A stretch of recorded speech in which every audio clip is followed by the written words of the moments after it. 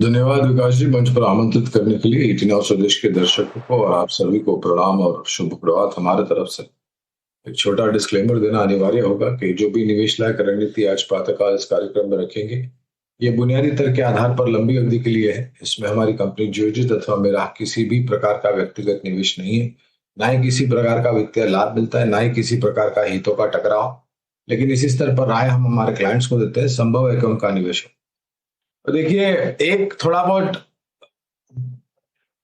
परेशानी या असमंजस स्थिति या नकारात्मक पहलू ये उभर करके आया था कि बारिश की किल्लत को लेकर के पहली बात तो शायद जो ग्रामीण मध्यम ग्रामीण भागों से मांग आती है, जो सहारा देती है आय और शुद्ध मुनाफे में, वो नीचे की तरफ के आएगा।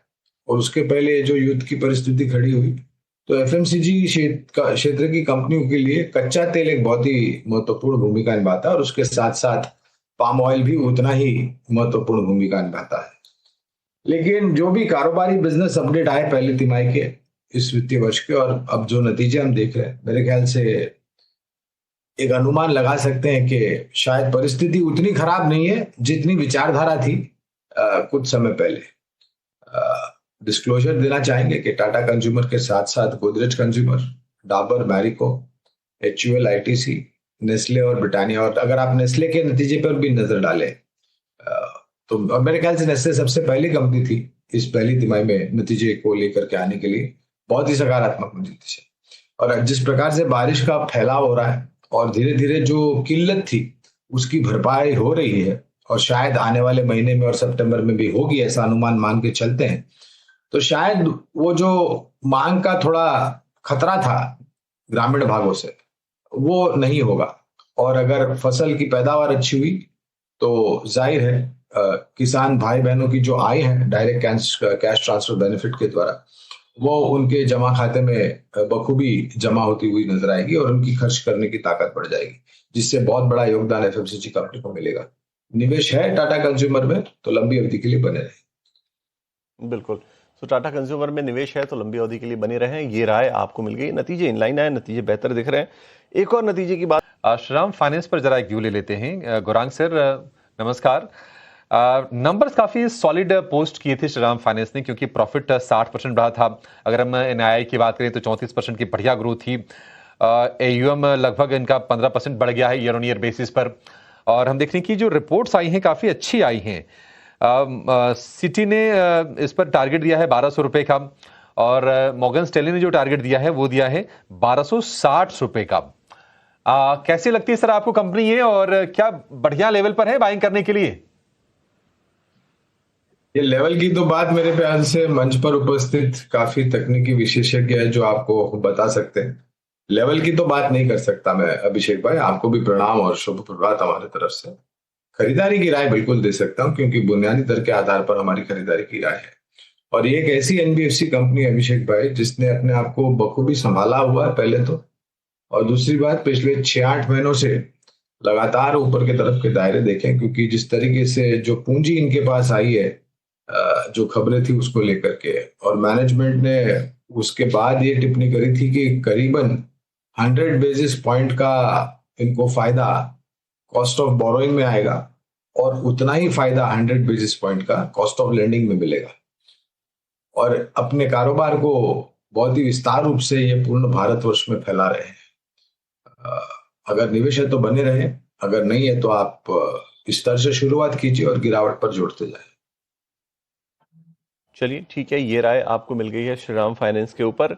चलिए एक राय जरा ना कुछ और नतीजों पर भी लेते हैं, क्योंकि एक नतीजे बैंक ऑफ बड़ौदा के लेकर आइए जरा सामने। क्योंकि बैंक ऑफ बड़ौदा, आप देखिए सरकारी बैंकों के नतीजे ओवरऑल ठीक ठाक आ रहे थे, पीएनबी के नतीजे अच्छे रहे थे, लेकिन बैंक ऑफ बड़ौदा के नतीजे थोड़े निराश करने वाले हैं। क्योंकि देखिए यहाँ पर आप प्रॉफिट को देखेंगे तो करीब करीब 72% की गिरावट प्रॉफिट में देखने को मिलेगी।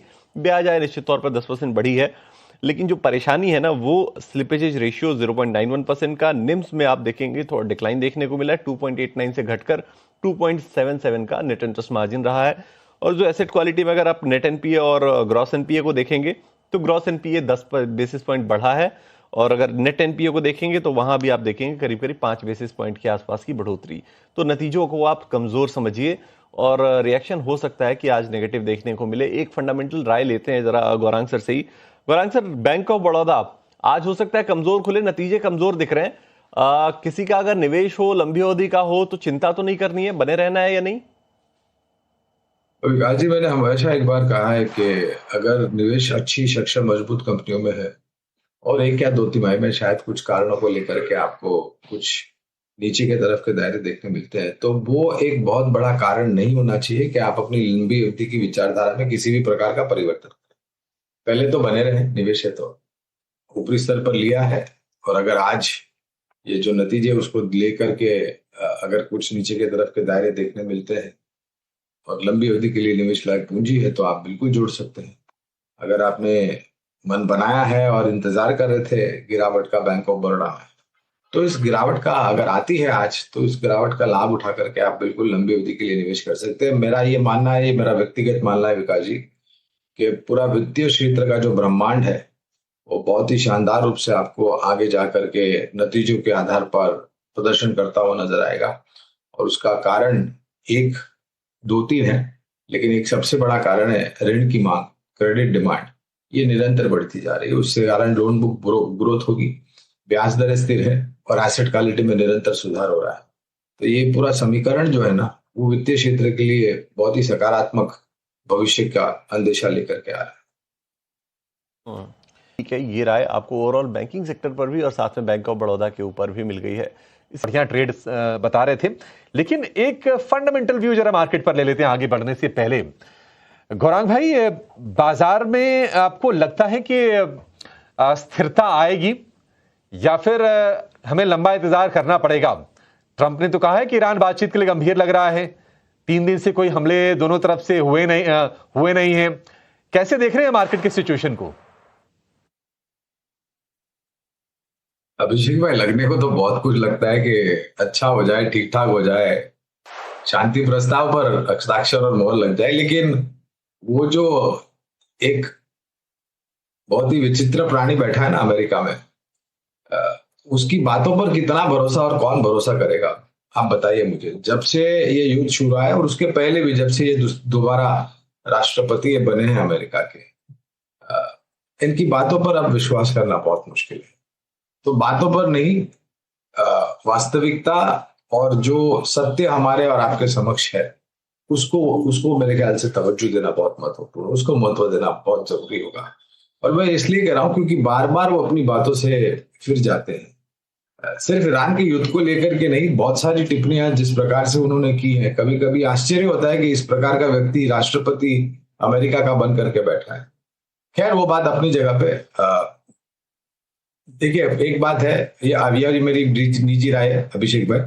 नवंबर में मिड टर्म्स है अमेरिका में, और नवंबर का महीना दूर नहीं है, मैं नवंबर 2026 की बात कर रहा हूँ। और जिस प्रकार की रेटिंग वो बुद्धिमानी जीव अमेरिका के राष्ट्रपति ट्रंप की जो रेटिंग है हाल फिलहाल, अगर ऐसा ही चलता रहा तो मेरे ख्याल से काफी मुश्किलों का सामना करना पड़ेगा। और अगर उनका जो अब एक मेजॉरिटी हम कह सकते हैं, बहुमत जो अभी है, अगर उसमें किसी भी तरह के नीचे के तरफ के दायरे या फिर किसी भी तरह की नकारात्मक परिस्थिति मिड टर्म में ना ट्रंप को हो गई, तो पहले तो वो बर्दाश्त नहीं कर पाएंगे, क्योंकि उनका अहम जो है ना वो बहुत बड़ा है, तो उनका ईगो हर्ट हो जाएगा, उनका अहम को ठेस लग जाएगी। और लगातार बार बार दो प्रकार की बातें करते हैं, आक्रमण भी करेंगे, आज की रात भयानक रात होगी, हम ऐसा हमला करेंगे कि ईरान की 7 पीढ़ियां याद रखेगी, उनकी पुश्तें मिटा देंगे, और फिर हाँ, हम ईरान से बात करें। तो ये जो दोगलापन है ना अभिषेक भाई, इस पर विश्वास करना बहुत मुश्किल है। तो ठीक है, जब तक खाड़ी में शांति हो, वो पूरी दुनिया भर के लिए अनिवार्य है और भारत के लिए तो और भी अनिवार्य है, लेकिन वो कब, कहाँ, किस प्रकार से, किस शर्तों पर होगा, वो अनिश्चितता का माहौल है। तो मैं ये मानता हूं अभिषेक भाई कि हम नीचे आए हैं एक अच्छा खासा, पिछला हफ्ता पूरा अगर आप देखें तो 5 दिन हम लगातार गिरते ही रहे, लेकिन ये जो 26,000, अब क्षमा चाहता हूं, ये जो 23,600 और 23,800 का स्तर है ना, निफ्टी स्पॉट की मैं बात कर रहा हूँ नीचे की तरफ, वहां पर जहां जाके बार बार हमने फिर से 24,000, 24,200, 300 का स्तर देखा है। तो लंबी अवधि में मुझे लग रहा है कि अगर कोई बहुत बड़ा भयानक हादसा नहीं हो जाता है, तो ये स्तर जो है वो बना रहेगा नीचे की तरफ, और ऊपर की तरफ के दायरे बनते रहेंगे। और एक बात, जितना लंबा समय हम एक दायरेबंद कारोबार में बुनियाद बनाने का प्रयास करेंगे ना अभिषेक भाई, वो बुनियाद उतनी मजबूत बनेगी। और वो जो मजबूत बुनियाद है ना, वो जब हम आखिरकार ऊपर जाएंगे, और मेरा ये मानना है इस साल के अंत तक शायद हम जो सर्वोच्चम ऊंचाई का स्तर हमने देखा था उस तरफ या उसके ऊपर जाने की शायद हम कोशिश और प्रयास कर सकते हैं, परिस्थितियां सामान्य होने पर। नहीं, बिल्कुल सही बात आपने कही गुरांग सर। लेकिन जो बुनियाद वाली आप बात कर रहे हैं ना, तो जो बार बार मट्ठा डालने का काम तो डोनाल्ड ट्रंप कर रहे हैं। और एक और जो नेगेटिव चीज है जो निकल के सामने आ रही है, कहा यह जा रहा है कि वो तीसरी बार भी राष्ट्रपति बनने के इच्छुक हैं। अब अमेरिका में संविधान इसकी इजाजत तो देता है, लेकिन प्रथा कुछ इस तरह की रही है कि 2 बार से ज्यादा कोई वहां पर राष्ट्रपति बनता नहीं है। अब देखते हैं कि क्या कुछ होता है। लेकिन ट्रंप एक निश्चित तौर पर बाजारों के लिए मुसीबत बन के लगातार रहे हैं, और ये बात बिल्कुल प्रत्यक्ष तौर पर देखने को मिली है। एक फंडामेंटल अप्रोच इस वक्त जो सेक्टर्स और थीम्स चल रहे हैं उस पर आपसे जानना चाहेंगे।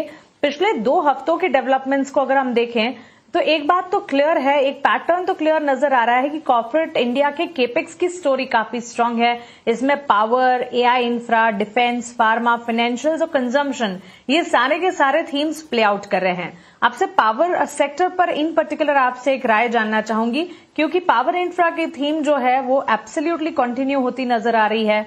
अगर हम देखें, स्ट्रांग कंडक्टर केबल डिमांड है, कुछ कंपनियां नए सोलर कैपेसिटी बना रही है, प्रॉफिट टर्न अराउंड होते हुए दिख रहे हैं।